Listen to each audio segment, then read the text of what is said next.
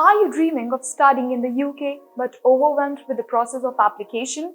Here in this video, we will walk you through the process of how to apply in the UK. From choosing the right courses and university to preparing your application and meeting the requirements, this video covers everything you need to know to kickstart your academic journey in the UK.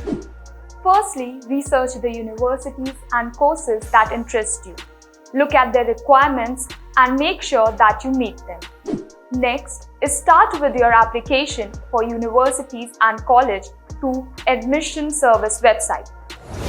You'll need to provide personal details, academic qualification, and a personal statement.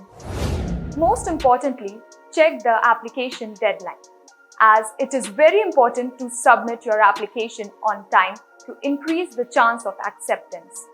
Once you have submitted your application, you may be invited for an interview or assessment.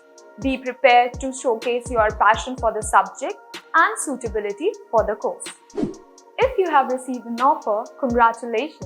You can now accept it through UCAS and start preparing for your journey to UK. Make sure to apply for student visa and arrange accommodations.